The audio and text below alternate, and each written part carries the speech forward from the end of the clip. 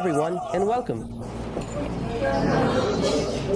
Just a quick note before we dive into our topic for today. For those who followed or would like to follow on YouTube, our last series, the most recent commented reading on Sri Ram, from the book Seeking Wisdom, the final chapter was released on YouTube today. Yes, today. So, now we have the complete series available. Of course, it is not as famous a book as the Kybalion, but it is certainly just as good. It is, without a doubt, a wonderful book, and now the entire series is available on YouTube.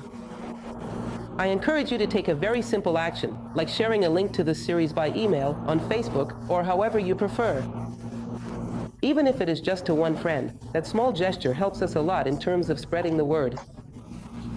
We are a volunteer group, as you know. So, with an initiative like this, if you watch a lecture and enjoy it, share the link with someone. That already helps us a great deal. Today, then, we are moving on to Chapter 5 of the book Kybalion. Everyone knows this book, and in fact, it is available for purchase online. This is the one. It is a little green-covered book. I am not familiar with other editions, but I believe almost everyone already has it. The idea here is to form a reading group. So, it's very important that you have the book, read it, and follow along. In my last reading session at another branch, we were able to create a bit of a reading group atmosphere. That is, with some debate and a certain level of interaction with the audience. We already had a lecture format. There is a complete lecture on the Kybalion available on YouTube. The idea now is to go chapter by chapter, without rushing, so that we can really try. I won't say that we're going to understand the Kybalion, because that would be an ambitious goal and irrational, but we will strive to understand as much as is possible for us. So today, he will talk about the first chapter of the 7 laws, which is the 5th chapter of the book. But do you remember the first 4 chapters? He only states and briefly discusses the laws. Here, he will delve into the first of the laws, which is the law of mentalism. The universe is mental. Well, I always share this verse with you at the beginning. Today, I have something new to share about it. This is a verse that appears in the introduction of the book. And he presents it as if it were a symbol of what the book proposes. It is a verse, or rather, a stanza, we could say. 5 lines, a short stanza. And he uses it as a way to convey the idea that the book seeks to communicate. To not let the flame of wisdom be lost. But I never knew who wrote this stanza. He says, as the poet says, and I would wonder, well, who is this poet? Then a student did me the great favor of deep searching the internet in every corner of the world. Look at that, because I had only searched 3 corners, but he searched all 4, and discovered that this is a poem by an English author named Edward Carpenter. So, for anyone interested in finding it, it is said to be a very long poem, spanning several pages, and this is just one stanza, 5 lines. Beautiful. And forgive me, those who have already heard it, but I always like to repeat it, because it conveys the spirit of reading, what he intends with this book. Oh, do not let be extinguished the flame, kept from century to century, in this dark cave, in this sacred temple, sustained by pure ministers of love. Do not let it be extinguished, this divine flame.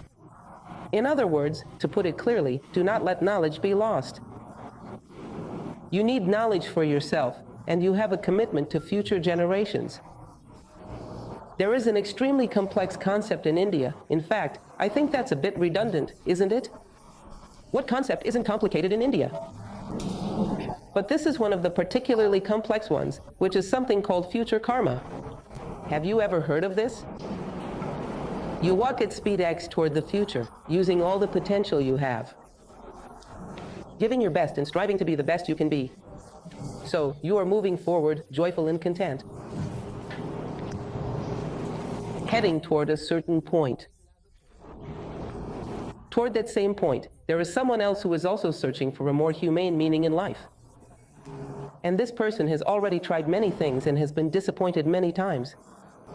And you do not know it, but perhaps this crossing at that point is this person's last chance. And nature is not asking you to be more than you can be. It is simply asking you to keep your pace, without haste and without pause. Then, along the way, you lose time over some personal whim, whatever it may be. And that person arrives there, and you are not present at this appointed meeting with the future. Perhaps up ahead there is an abyss. Perhaps you are one of the last chances for this person. So, this person, without even knowing you exist, calls you toward the future. Their need calls you toward the future. Don't be careless. Don't waste time. Don't be so attentive to personal whims. Keep walking. I need you. This need pulls you toward the future. And sometimes it feels like pain to us.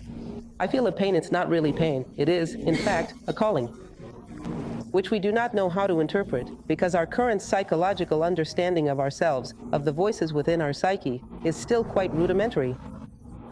We classify everything as discomfort, discomfort that must be relieved. Anything that is not pleasurable is seen as discomfort. We feel the need to relieve it, forgetting that wise old saying from my grandmother, who used to say that necessity is what teaches the frog to jump. So, understand that we are not only responsible for keeping the flame alive for ourselves, but also for the future. From time to time, remember future karma, especially when that little morning voice appears. I am saying that this happens to you, obviously. It must not happen to anyone here. But some people sometimes hear a voice in the morning that says, "Don't get up, not now, it's too early." No one needs you at this hour of the morning. And things like that. This is the simplest example of all.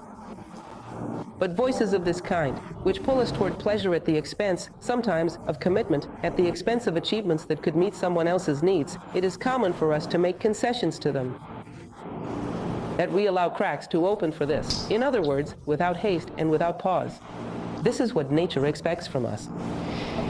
Continuing with the book cover, as you have already seen, it is a book that discusses Hermeticism, and then it presents the study of the Hermetic philosophy of ancient Egypt and Greece. I have already told you that it is not limited to just that era. It is also the Middle Ages, because the alchemists were Hermetists. It is also the Renaissance, because Marsilio Ficino was the translator of the Corpus Hermeticum into Latin in 1463. And it continues into the modern age and the contemporary age in isolated circles. But it is a body of knowledge that someone kept alive. This flame has been carried through to our own time. And it was this unknown author from 1908 who wrote this book. An anonymous individual who took this and said, "Well, give this to me, because otherwise no one is going to understand it." Let me explain. He took each of the principles, each of the laws, and provided an explanation that truly became plausible. Let's say, almost plausible. What we are striving for here is to bring it a little closer to our ability to apply it in our own lives. So, this is what we are proposing to do. And remember, today we are going to talk about principle number 1. The Kybalion, ultimately, comes from an idea of Hermes Trismegistus that the universe could be entirely reduced to 7 laws, behind everything. This expression is complicated. What is everything? Everything is what you think, what you feel, what you do, what you don't do, what you wish you had done, what everyone is doing, what no one is doing, what has happened, what will happen, everything. Behind everything that exists in the universe, everything that is manifested, you can unfold and discover 7 laws. And when these 7 laws are respected, things flow. When they are disrespected, things get stuck. And then comes the concept we just discussed of positive and negative karma, which is not a concept from Hermes Trismegistus, but rather an Indian concept. You will see this very clearly within the Indian tradition. But positive and negative karma is nothing more than the fulfillment or the violation of the law. And we could observe in what works out and in what goes wrong, which law we obeyed and which law we disrespected. And take a universal principle that allows us to succeed in many other areas, even in your personal relationships, even in the way you move through traffic, in anything. So, today we'll go to chapter 5, the universe is mental. The first law of Hermes Trismegistus. In fact, everyone likes to quote this one, but it is one of the most difficult. Have you ever seen it even on a t-shirt? Seriously, I have seen the law of the principle of mentalism printed on a t-shirt. I have also seen the Tao, the Yin and Yang, printed on a t-shirt. On one side there were little flowers, and on the other, pink polka dots. I find it amusing how we deal with ancient symbols, because it's a bit trendy, isn't it? So it's cute to put it on a t-shirt, but what does it really mean? If someone were to catch even a glimpse of what that truly is, their life would probably be something entirely different. They don't, but it's very interesting to mention it. Orientalist intellectualism in our current historical moment gets a lot of attention. So, this principle says the universe is mental. It exists within the mind, within the all. In general, we have a Platonic view of this principle. Do you know what the Platonic view is? Look, forgive me, Plato, because he is far too profound. We can hardly understand him, and that is true, it is all true. But Plato, compared to Hermes Trismegistus, is like a drop of Hermes Trismegistus diluted in a glass of water. In a large glass of water. Add water to that, because there is simply no comparison. What Plato discusses in the allegory of the cave relates to the mentalist principle. Because Plato says that the light of truth, the being of God, is reflected and generates the shadows of the manifested world. But the manifested world exists. For Hermes Trismegistus, the manifested world does not exist. The physical plane, the energetic plane, the emotional plane, all of it, just a bunch of fairy tales. A world constructed so that you may have an experience, but it has no reality whatsoever. So much so that it came from dust. Remember? Christianity, Judaism, and it returns to dust. Because, in truth, it is not even dust, because dust would at least have some reality. Microscopically, I don't know, on some scale, but it would have some existence. In other words, it is a stage set up so that human beings, and beings in general, can live an experience. That is why I mentioned to you that Egyptian image where the sky and the earth lie down, and in the middle, time within space, separates the two to create a stage where beings can pass through. So, sky and earth, Nut and Geb, are united there, or rather, the other way around, Geb and Nut, joined together so that, in the middle, a space emerges for beings to live out their experience. This space is the mind of God. And nothing has ever left that place. Never, ever, never.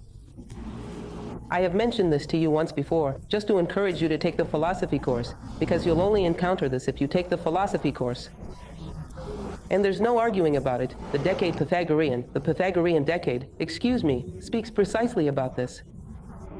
Things emerge from the void, unfold into the one, the two, the three, and then everything returns to the one and finally to the 0 at 10. In other words, it was all an illusion. It is reabsorbed, becoming just a single point, which is the only true reality. The only reality is the one, which lies behind all of this. I must confess to you that Pythagoras left me somewhat unsettled when I ended up discovering this. It takes a tremendous effort to understand what the two represents, because for him, each numeral signifies a moment in the universe. The birth of humanity is represented by the number 5. Each numeral is a moment in the universe, so it is an enormous task for you to truly understand it. When you finally grasp the last one, which is 9, it is as if he comes to you and says, just kidding, forget it, it was all an illusion. Only the one truly exists. Ah, thank you. You could have told me that from the beginning. But that's more or less how it is. It is an entire development that is almost like a fiction, so that consciousness can experience something, but it has never ceased to be one, never. When I explain Pythagoras, I tell a story, because he says that the one in motion gives the impression of forms, of numbers. And that is something that has never quite made sense to me. One beautiful day, I went to that fair so familiar to us, people from Brasilia, that gaucho fair, where there was a man performing the boleadeira dance. Do you know what that is? It is a little ball at the end of a string that creates shapes, and 8, a circle. Then, suddenly, they turned off the lights and the little ball had a light inside.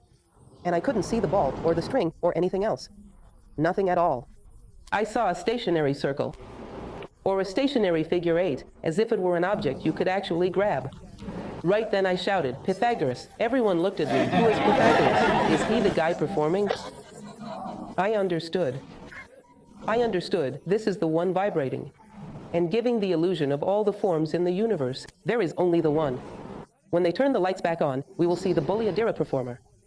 Hi, it is just me. In other words, it is the whole. There is nothing else. There is only the one. There is only the little ball. So, this is yet another element, no matter how complex it may be. Pythagoras, even though almost nothing remains of him, Pythagoras helps us understand what lies beneath, which is even more complex, the Egyptian world. So, the entire universe would exist within the mind of God. They would be illusions created so that beings can live the experience. Let me stay attentive so I don't lose my way, because this subject is complex. Imagine, for example, a scenario I have mentioned several times before, that one of you, let me pick a volunteer, she is a collector of works of art, just as a hypothesis, right? And you dream of having a marvelous Chinese vase, breathtakingly beautiful, from some dynasty. I don't know the details. Then, one fine day, she sits down to do her personal accounting and comes to the conclusion that, for a while, she will have to stop buying works of art, because the crisis is tough, and these things are very expensive. After some time, she will start again, but for now, she has to stop. On the very day she makes this decision, my friends, it is the most likely day in the universe for her to find that coveted vase on sale. Don't you think so? She really will find it, right there in the shop window, available in countless installments, with supposedly very low interest rates. In short, you will find that coveted vase on that day, or never. You will find it. Well, at that moment, this vase possesses an undeniable reality. It seems as only you and the vase exist. It's love at first sight.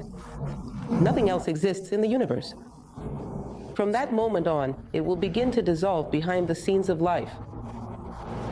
It will start to become a shadow, because it was never anything else. So, the hypothesis I am working with. It's not that I want to doubt anyone's willpower or determination, but I believe that, in most cases, the person would postpone their savings until the next day and buy the vase. Isn't that right? Out of opportunity.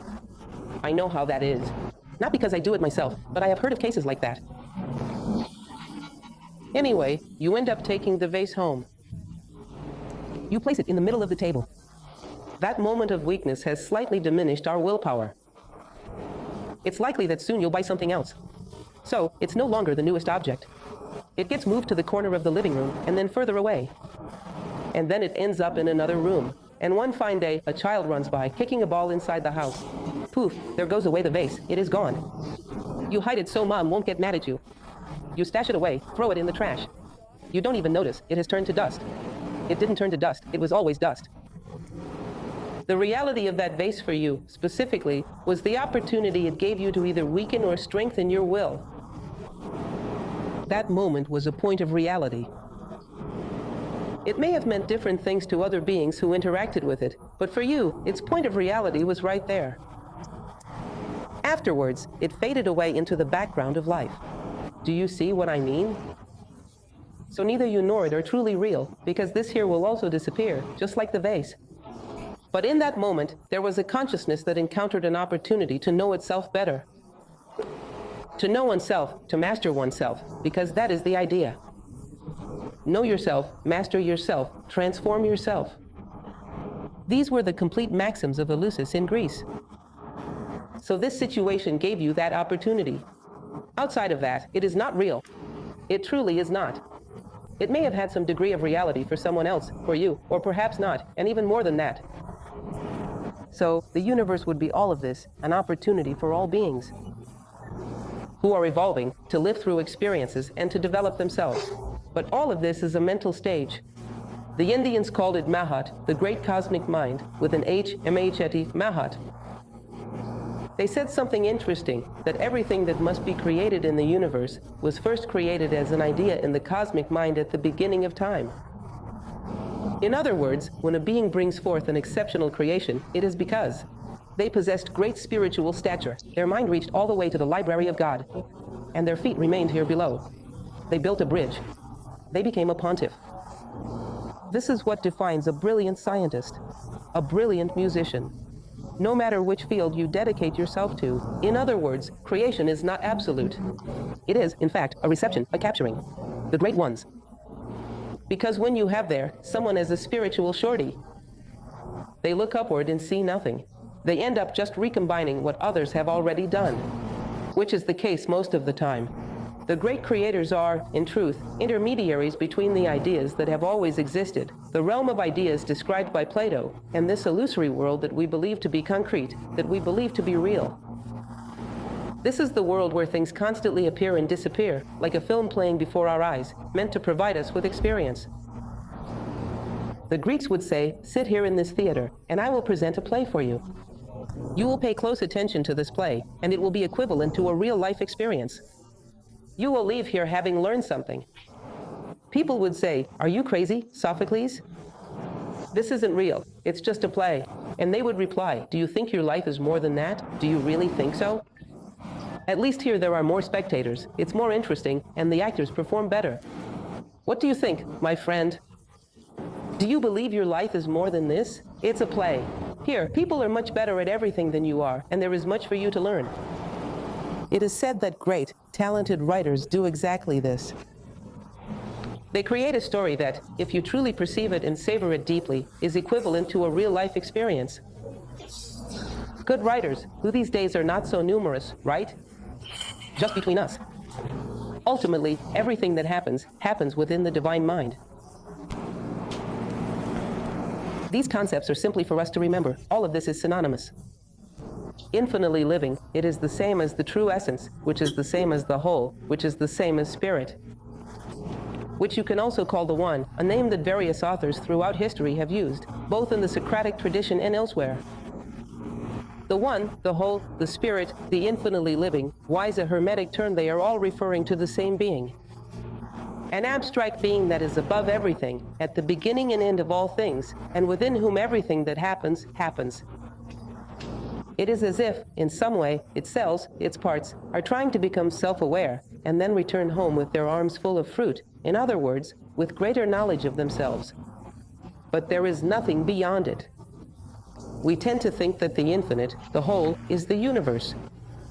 It is not. It is not the universe. The universe is far less than the infinite, less than the whole. The infinite and the whole, as I mentioned earlier, are unknowable. We saw this in the previous lesson. It cannot be known, it cannot be labeled.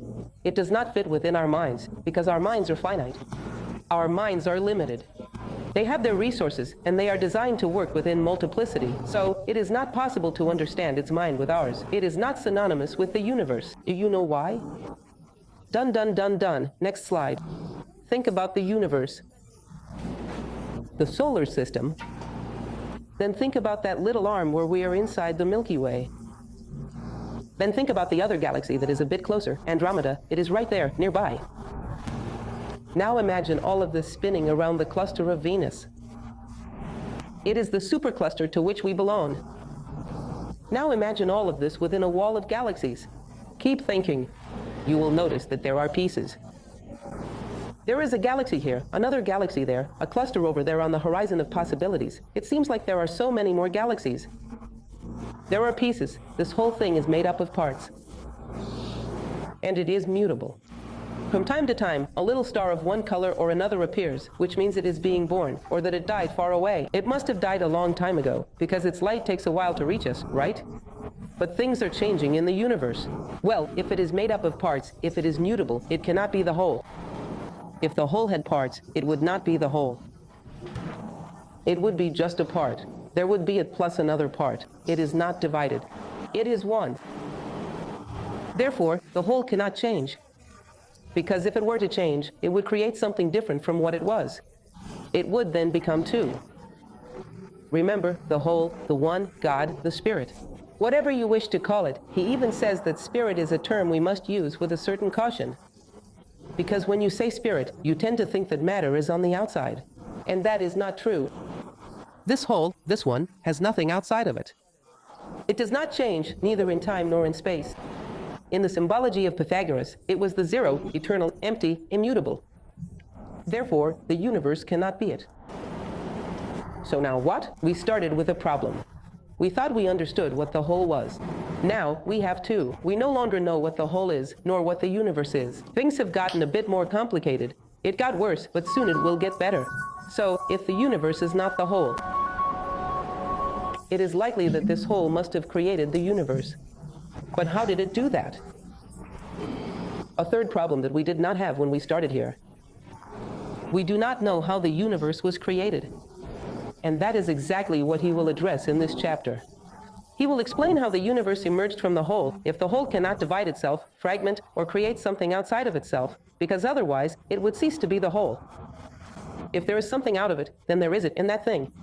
It would have already fallen into duality. It would no longer be the whole, but just a part. It cannot change in any way. So, how does it create things? Here is where the deduction arises, which I find very beautiful and fascinating in Hermeticism. First, he opens a parenthesis, which is a very interesting point, stating that often misunderstanding something that already happened in 1908 and is even worse today. The misunderstanding of traditions that come from the East, when one perceives the principle of correspondence, as above so is below, leads people to recognize their similarity with God, and then they believe they are God. It is the same as a car wheel saying, "I am the car." Well, you are not the car, you are part of it. You are a part of it. In other words, its logic participated in your creation. It is like a cell saying, "I am the human being." No, you are not the human being, you are a part. Be careful, take it slowly. Because if we are to take this seriously, even to say, "I am the human being," we would need to exercise a certain caution. Because much of the human condition is something we have not yet consciously realized. We are human beings more in potential than truly realized. This is not to diminish oneself, it is to set a goal. To say, "I am a human being," there is still a significant journey of consciousness ahead. This kind of boldness sometimes leads humans to anthropocentrism, to wanting everything to revolve around themselves. So, the universe was made to serve me. Therefore, he says, be careful with this mentality. Recognize that you are a part of the divine good. But be careful not to think that God made the world to be an amusement park. Because sometimes, this greatly feeds that selfish feeling that the world is just a vast human playground. Continuing within this logic, how is the human being born? Pardon me, how is the human being born? That is not part of this chapter. We will get to that later on. How was the universe born? How did the all create the universe? Here, it will draw upon the principle of correspondence. Do you want to know how the universe creates? Let's see how the all creates. Let's observe how humans create to see if it aligns. Let's try to use the principle of correspondence to see if we can grasp some logic. How do humans create? They create materially. So, let's say I want to make a chair. You gather a bunch of pieces of wood, a saw, nails, maybe a drill. Imagine me trying to make a chair. It would be a disaster. But I think that's more or less how it goes. A little saw, a jigsaw, you gather all those things. But how could the all take something from outside itself to create if there is nothing outside of it? It is the all. In other words, the all cannot create in the same way that a person makes a chair. It cannot make use of external materials. There is no external. It has no limits. It is the all. So, it cannot create the way a carpenter does. There is nothing outside of it. So maybe it's simple. There's another way that humans create. They procreate, for example, they have a child. He takes a part of his own substance and generates another being. I believe that the all cannot do this either. First, it cannot take anything from itself, because otherwise it would cease to be the all. And it also cannot generate anything outside of itself, because then it would become two. So, it's not possible to have the all and the child of the all. It just won't work. Procreation for the all will not work either. But if the all creates something, my friends, for the love of God, since it is the all, how does it create this? It won't work. So, it comes up with a third alternative. You create mentally. You create vast stories in your mind. Imagine with a beginning, middle, and end. Well, that is a part of you. It is infused with your energy, but it is not you. And it will unfold there. An experience that is valid, that has value, but exists only within your mental plane. And here lies all the logic, as we were saying just a moment ago, that the part is, so to speak, a creation of the all, but it is not the all. For example, Shakespeare created Romeo, a very popular character. Shakespeare could perfectly well say, "I am Romeo." Everything that happens to this character is something conceived by me and exists within my mind. But Romeo cannot shout from within the novel, "I am Shakespeare." Do you see how that's not possible? There is so much more to Shakespeare than just Romeo. So, we are like a Romeo within the mind of Shakespeare. The universe is a creation within the mind of the all. But only within the mind. Romeo never had flesh and bone. He never truly lived among the Capulets or the Montagues. He was only a mental creation of Shakespeare. And Shakespeare was so much more than him. But through this mental creation, Shakespeare must have learned a great deal, must have engaged in deep reflection. Do you understand this? It must have been useful for him, and it has been useful for all of humanity. We are still learning from this to this day. In fact, they say that if we truly learned from Romeo and Juliet, we wouldn't have so many disastrous romances in our lives. It serves, in fact, as a manual for relationships. Because Shakespeare is a great writer. Ultimately, the fact is that, mentally, the whole can create. It does not alter itself, and yet it penetrates its own mental creation. In other words, his mind is like the human mind. The only difference is that ours is finite, while his is infinite. So, it is said that the universe, and this reasoning he presents is pure logic. Classical logic. In other words, there is only one way that humans create, and that the all could also create. Through the mind. So, this is almost a logical proof that the universe cannot be anything other than a mental form of the all. Did you understand, or was that too far out? Too far out, not far enough, somewhere in the middle. No guesses at all. And this is the logical deduction that we are mental forms. And everything you see around you, so much so that, in a moment, poof, it's gone. Where was it? Where is it? Where are the objects? Where are the beings? Poof, dust. But they must have taught you something. If they didn't, it is because you missed the lesson.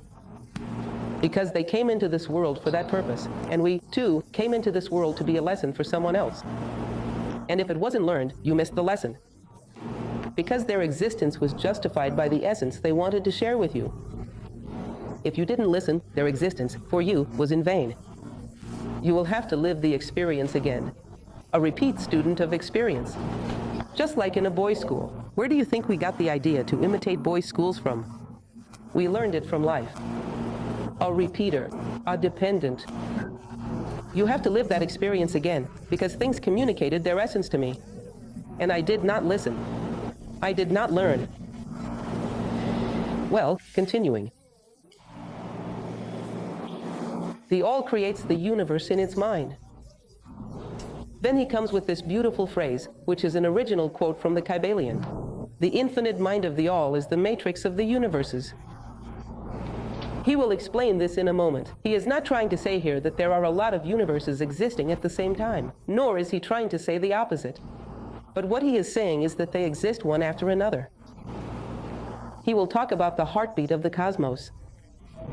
Quite interesting. In just a moment. This is such a mind-blowing thing for you to imagine someone saying. Just 2,700 years before Christ, people. Think about it. After that, we went through a Middle Ages where people didn't even know the earth was round. Put yourself in the place of a human being. Talking about this 4,700 years ago. He speaks of the universe as manifesting and withdrawing, and then manifesting again and withdrawing once more. This is something that, even today, we have not fully concluded. We are still studying how it manifested back there in the particle accelerator. Of course, he does not go into mechanical details, but he does provide the general law and, moreover, the logic behind the process. Around 2,700 years ago, perhaps, it is an estimated date, but it is believed to be 2,700 years before Christ. In other words, that amounts to a remarkable 4,700 years. And that is because it is still possible that someone spoke about this even earlier, and they simply copied it. You know that law. If in nature nothing is created, everything is copied, that often holds true. It's possible that there was someone even further back who had already spoken about it, which I do not find impossible. So, the infinite mind is the matrix of all universes.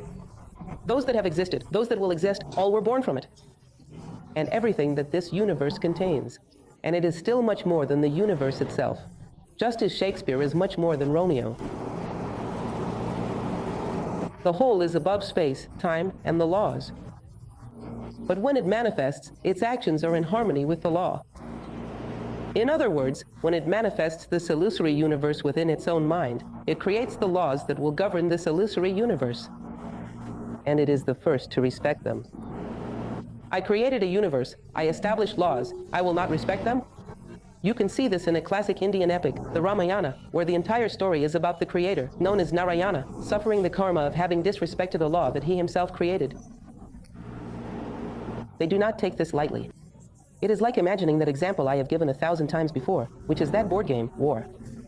I played that a lot in my life. I think I became fixated on that idea. The new generations probably don't even know what it is about, I think. It was a little war game. There were little pieces, some tiny airplanes, some tanks. It was quite charming. Well, if I invented war, and I will play it, I will respect the rules. I'm not going to say, hey, I invented this game. I can change the rules whenever I want. No one would play with me. It wouldn't be any fun. If I invented the game, created the rules, and want to play with you, those rules must be respected. Otherwise, it does not work. It makes no sense. You cannot change the rules in the middle of the game. So, it is said that this whole manifests. The universe creates laws to guide everything from the beginning to the end, which in India is called the arms of God extended over the cosmos. These are the laws that govern this universe. He is the first to submit himself to them. Plato has a passage, everyone. Plato greatly simplifies Hermeticism, as I have already mentioned to you, in a book called The Statesman. It is very, very interesting. He says the following: imagine you have a doctor. He prescribes you a medicine to take for a month. Then you go on a trip. You go out to have fun. Poof, I'm gone. A month later, I come back. But then he decides to return earlier. He comes back 15 days before. As the great creator of your prescription, he can come and take your prescription and say, no, now you've already taken it for 15 days. Let me change this medication to something that suits you better, because you have improved. But he has this ability to see the greater law, which is medicine, and adapt your prescription accordingly. You, as the patient, should follow the prescription. Do not change it, because you are not a doctor. Plato spoke about this in relation to the politicians of the world. Those who govern the world, he said, should be politicians who understand the great laws of the universe. In such a way that, when historical circumstances change, they go and adapt these great laws to fit the new situation. So, this law is no longer suitable for this moment, because now we have the internet. At the time of this other law, the internet didn't exist. This moment has its own unique characteristics. Therefore, I adapt this law into a timely prescription, because I can see the underlying principles. So I am able to adapt. They say these men are rare. Look, this was said 2,400 years ago. He says this: these men are rare. Then there is a second type of person who does not see anything, but at least follows the doctor's prescription exactly. He goes on to say, these people are also becoming rare. Then everything falls apart. He says, there are those know-it-alls who come alone, invent their own prescriptions, and even force others to follow them. These are the most common. Do you see any coincidence in this? Anything at all? Then he says, look, if society does not have, even if just a few, a handful of doctors who understand these universal laws, there is no way forward. You need to have those who at least follow the laws, those who truly perceive something of the laws, and those who obey those who know. Otherwise, it simply will not work. This will become an epidemic. This is just to give you an idea of Plato's political vision, which is based on these Hermetic laws from Egypt, a perspective I find quite fascinating. Continuing on, the principle of gender teaches that everything is created through the combination of the masculine and the feminine. We understand this on the material plane. However, when Hermeticism speaks about this, it does so on a much grander level. It is not talking about sex. It says the following: the masculine drives the feminine, which is nature, in its work of evolving the being, but it remains one. Do you know what this means? It is not simply referring to the union of man and woman, male and female, to create offspring. It is speaking of spirit uniting with matter to generate all of creation. This, too, is masculine and feminine. The Spirit of God hovered over the waters. The virgin matter, which is fertilized by the Spirit, and from the combination of these two, all beings are born. All beings resemble both the Father, Spirit, and the Mother, matter. They carry traits from both the Father and the Mother. You need the union of these two for the universe to turn. The union of spirit and matter is the principle of gender. This takes place on the material plane. And then he says, one of the fundamental mistakes that happens throughout history, and keeps happening, is to desacralize one of the two. Up above, it is one. You might say, but in Egyptian polytheism it wasn't like that. It was, and in Greek polytheism it was the same. Up above, all dualities were concentrated into the one. In an absolute, unknown God, in the Hindu Parabrahman, in the one. A Kabbalistic Ein Sof was a unity, within which there was both spirit and matter.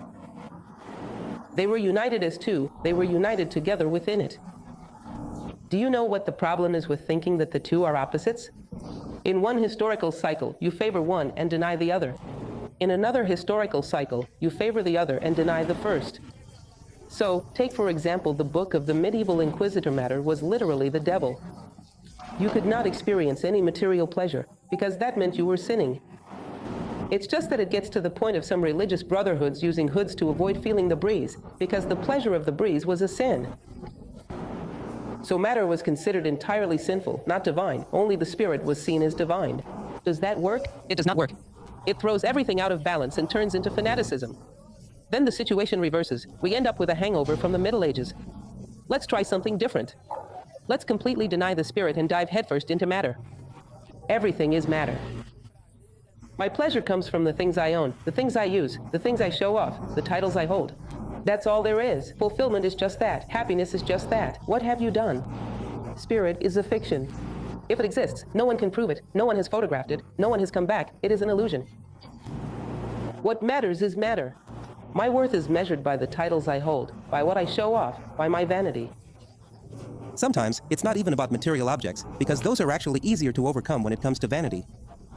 Emotional vanity is the worst kind there is. So, what happens in this scenario? It leads to another kind of fanaticism, which is what we are experiencing now. No one is very concerned with developing an essence, virtues, or values for future generations, but rather with leaving behind an apartment. No one goes overboard, right? There are healthy exceptions, but the rule is to leave material things for the future, not values. This is another kind of fanaticism. He says, look, both things are divine. And this has a symbol, which is used in Kabbalah and was used by Pythagoras. I'm not sure if you will be able to see this, but it is quite simple. It is a six-pointed star, where spirit intertwines with matter, and they find a common center, the divine. In other words, both emanate from a common, divine center, spirit and matter. Both are aspects of this primordial duality, which is the number 2 of Pythagoras.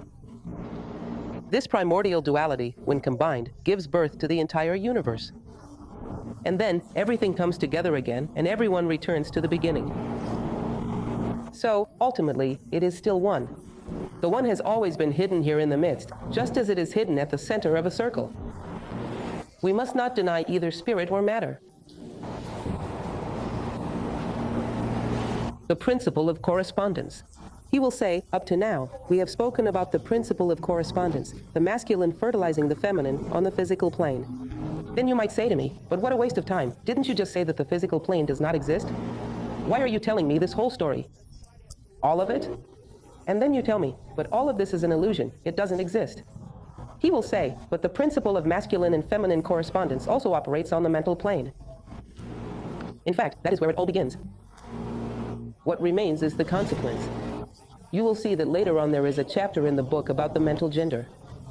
The whole time, it's talking about this. We have already given a few small hints in other chapters, and here it will also be quite brief, because this isn't the moment, but consider that everything that develops within our mind began with a fertilizing idea and a process of development.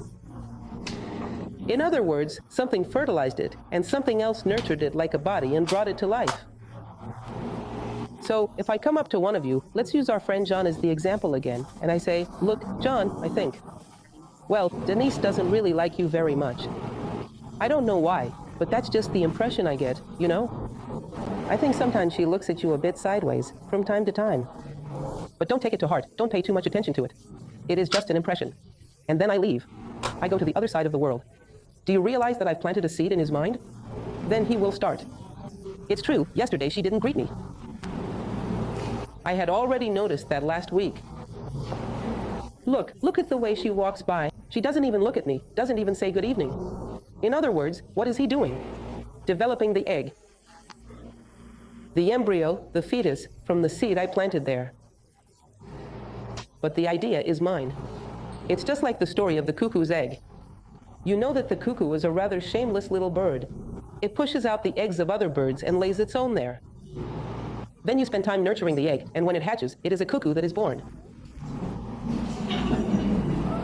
Most of our thoughts are born like cuckoos. Just look at their little faces. And we don't realize it. We think they are our own children because we have nurtured them for so long. Do you see? You nurture it for ages, so it must be your child, right? Sometimes it's not. An idea is truly yours when both its masculine and feminine aspects belong to you. Everyone has this within themselves. He will dedicate an entire chapter to this subject. In other words, the principle of gender also governs development on the mental plane, which is the only true plane. When we contemplate nature, we instinctively feel reverence for the whole. Relator, which is the root of the word religion, is the mother mind that draws us close in its embrace. So everyone knows, this is no surprise to anyone, that sometimes you feel stressed, you feel tired. A good suggestion is to seek contact with nature. We don't really know exactly why. There is even a passage by Immanuel Kant in which he says that admiration for natural beauty is a sign of a good moral character, because it seems as if it is a form of recognition. It is as if nature embraces you in its arms. Nature is our mother. You feel as if she cares for all her creation, so why wouldn't she care for you? So, in a certain way, you feel welcomed, sheltered. It's like returning to your parents' home for Christmas. To go into the heart of nature, to observe it, to understand it. Being able to read these signs in nature is already a symptom of moral development. You recognize her as a mother. She is truly the great mother. Nature is a visible aspect of matter. The great mother, the great father, the spiritual. Understanding her helps you to recognize the Father, reflected within her. And together, both are your origin, they are your return home. The idea of family is a very good one. The only problem is that it needed to be extended. It is good for us to recognize our physical family, but it would be even better if we could know all of our families, including the cosmic one, and also have a Christmas where we return home to the Father and the Mother, Spirit and Matter, and learn to contemplate both as our family, because then the children of both would all be our brothers and sisters. It would be cool, wouldn't it? Something called fraternity, a truly bold idea. I believe it is possible, yes. Continuing on. The universe is much more than just the solar system. And even within this solar system, there are beings far more evolved than we are. He mentions this to introduce the idea that the universe is like a ladder. As it is said in the Hebrew Kabbalah, the ladder of Jacob, which stretches from the most humble being to the most developed one. Then he says something truly bold. You might think I am a human being, but in reality, you are currently a human being. This is what the Hermetic tradition teaches, all right? If you have any complaints, you know where to go, www.hermestremegistro. He says, just as you would tell a young person, you are in high school. You don't say, he is a high school student, as if it were permanent. It's something temporary, a stage he is passing through. He's already been there in elementary school, then he's going to graduate or postgraduate. I don't know, he's going through there. It is a temporary experience. His essence is not that of a high school student. Human nature, in fact, is said to have borrowed this very idea from nature itself. Human nature is like this as well. You are passing through the human condition. You are just a traveler on this journey. It is said that we have once been simpler beings, and that we will become more advanced beings in the future. You may have heard that simple little story about a man who once sought out a Tibetan master. When he arrived at the master's small house, he found that there was nothing inside. The master was sitting on the floor, meditating. There was nothing at all in the house. So the man turned to him and asked, "Master, where are your furniture?" Then the master looked at the traveler and replied, "And you, where is your furniture?" "Master, what do you mean?" "I am in the middle of a journey." "What a coincidence, so am I. I am also in the middle of a journey." Do you see? We are all in the middle of a journey. And he goes on to say some interesting things. If you are facing a difficulty, you might not consciously believe in anything. But if you are in the midst of a very acute hardship in your life, almost instinctively, you ask, if there is someone up there, please help me. There is an intuition that, if there is someone greater than us, they have some obligation to help us. However, we rarely have the intuition that everything that comes after us, we have an obligation to help as well. Isn't that so? We tend to understand only the part of the story that interests us. Do you remember that passage from Saramago when he was asked what he thought about the Declaration of Human Rights? He said, "It's great, but when will they come up with the Declaration of Human Duties?" That would be really meaningful. Is it that everyone ahead of me has to help me, but I don't have to help anyone who comes after? The universe is all interconnected, a ladder full of beings. This leads each person to accept who they are and to find great fulfillment in that. To embrace what they are and seek to live it fully, without anxiety, but also without attachment. And to understand that they will always be moving toward becoming the best version of themselves, even though that will not always look the same. Now you all have that look again, as if this is some kind of far-fetched idea. No. Yes, more or less. Everyone, I am sorry, it is Hermes Trismegistus. He is to blame for all of this. This is a very well-known principle nowadays, the principle of transferring responsibility. It makes things a lot easier, but it is not from Hermes Trismegistus, it is mine. Here, the most beautiful thing we have, and we're almost done. This is the second to last slide while we are finishing up. He says, death is not real. In the universe, we ascend step by step until the all gathers within itself all of its creations. The heartbeat of the cosmos. Let me share something with you. I don't know if it will make you sad or happy, but perhaps it will surprise you. You know eternity? Get ready. Eternity is not eternal. It comes to an end. That the most enduring eternity is no longer the eternity of old, but rather, eternity comes to an end. Helena Blavatsky says that eternity is the age of ether, which is a very subtle element, existing above the material elements. It does end, my friends, but it takes so long to end that it leans toward the infinite. But it does end. And what happens when it ends? All things are reabsorbed into the whole, carrying with them the degree of consciousness they managed to develop throughout their journey. Then, at a certain moment, the whole emanates everything once again, and the story begins anew. All beings, evolving, pursuing light, striving to discover who they are, gather a measure of light and arrive at the feet of the Father, their arms filled with the fruits they have harvested. Poof, he gathers everything once again. He absorbs everything into himself, into non-matter, into non-spirit, into totality. And, in the next moment, he manifests everything anew. So, what did the Hermetists, who were very imaginative beings, say? That the only attribute of the whole that you can perceive is that it is like a heart, it pulses, it has systoles and diastoles. Poof, it manifests, poof, it gathers back. Then they say something that I consider the wonder of wonders. Your heart is similar to the all. Do you remember another Egyptian phrase from a book? By one of the viziers? The Maxims of Tahotep, if I am not mistaken. My memory is getting a bit weak. He says, the heart of man is the greatest mystery of the universe. Bathe your thoughts, your words, and your actions in the waters of the heart. Because this heartbeat of the heart of the whole is similar to our own. All hearts belong to a single family. It is as if, by understanding your own heart, you open a corridor that leads you to God, that leads you to the whole. Because the two are quite similar. It is what we call the voice of the heart, that little ache you feel at night before you sleep, when you realize that at some point during the day, you violated a principle, neglected a virtue, were careless, were cruel, or selfish, and you know you must go back and commit to making amends the next day, because otherwise, the pain does not go away. I have mentioned this to you before during a lecture, and people looked at me as if to say, that's crazy. But that is exactly how it happens. Remember Chico from Saramago's work? I don't know, I just know that's how it is.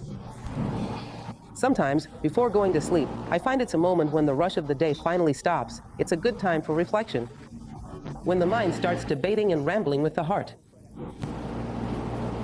You feel that ache, and you ask yourself, what was it? You realize that moment when you were cruel to someone. The mind says, no, you didn't do that. You are exaggerating. And the heart doesn't argue, it just keeps hurting. But that person didn't even greet you, so why did you have to greet them? And still, the heart aches. You are just trying to be good at wushues. That is vanity. And the heart keeps hurting. It's no use. The heart doesn't argue.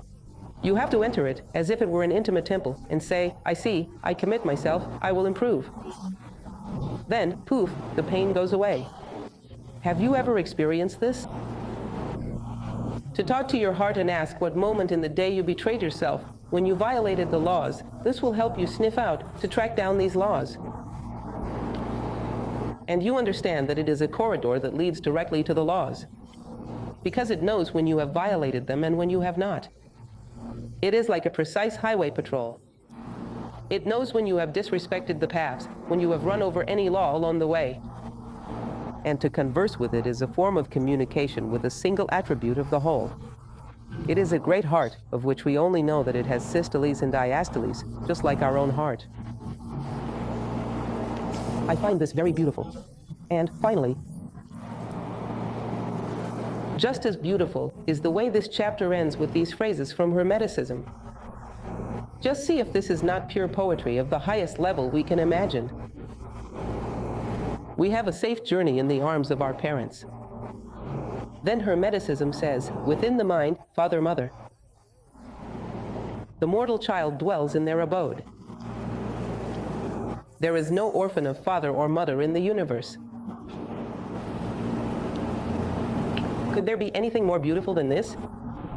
There is no orphan of father or mother within the universe.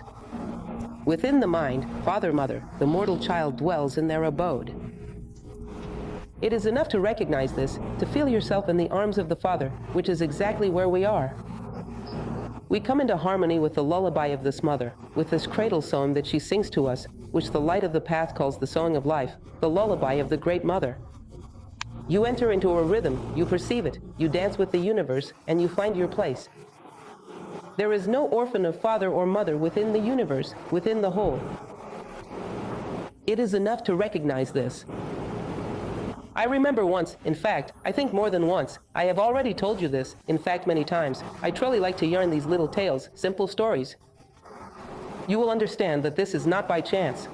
It is because we are simply philosophers, and the little stories that happen to us are simple. Merlin the magician has never knocked on my door. Has he ever knocked on yours? I think that is unlikely. His GPS doesn't work in the 21st century. He won't be knocking on our door. What happens to us are small things, but it is through these small things that you must arrive at the reflections that are meant for you, which are relatively significant, or which are what is expected of us at this moment. One day, many years ago, I was standing by the seaside in João Pessoa, and a young man walked by carrying a child in his arms. The child must have been about a year old. I was sleeping in his arms. The young man was very well dressed. He was probably someone from the middle class, or something like that. And the child slept in complete relaxation. Just imagine a one-year-old child sleeping in their father's arms. From the way her body was positioned, her little arms, legs, and head, you could sense that she felt she was in the safest place in the world. But she was mistaken, because that father was not the safest person in the world. He was almost like a child himself. When you looked into his eyes, and that is exactly what I did, I realized he was an incredibly insecure person, perhaps even feeling anxious at that very moment. He was searching for someone to hold him in their arms. In other words, deep down, we are all looking for that, a comforting embrace that gives us a sense of security. All of humanity is in need of this, and this does exist. In a certain way, understanding the laws is like taking hold of the Father's outstretched arm in the cosmos. It is the understanding of the logic, the rules of the house. The house of whom? Of our parents. And you will see that many traditions speak about this. They say that compassion is a great human attribute. But it is even better when it is more refined. So, it does not lose its value when you walk down the street and see someone suffering from hunger and cold. Of course, it is valuable, very much so, that you go there and help, but this is a necessity on the physical plane. Recognizing that a person who, from a physical point of view, is doing very well, but from a metaphysical perspective is lost, is already a more refined form of compassion.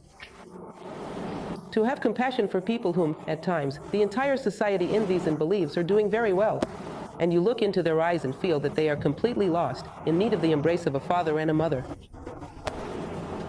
These are higher degrees of compassion, of perceiving human needs, because it is this kind of need that will fulfill those here below, and not the other way around.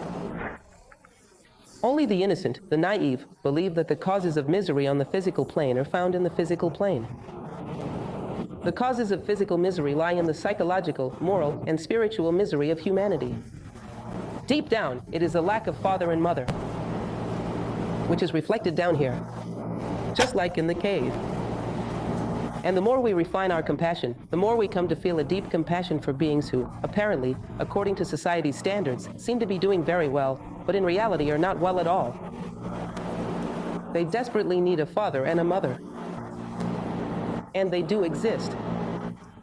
And they can be seen through the ordinary appearance of life. Well, and this is our last slide. It's our message for today. Complicated, isn't it? I keep thinking about how these talks are open to everyone. There are people whom I believe are coming here today for the first time. Please, for those of you who are here for the first time, don't lose heart. Life is like this. Not every chapter is as complicated as this one.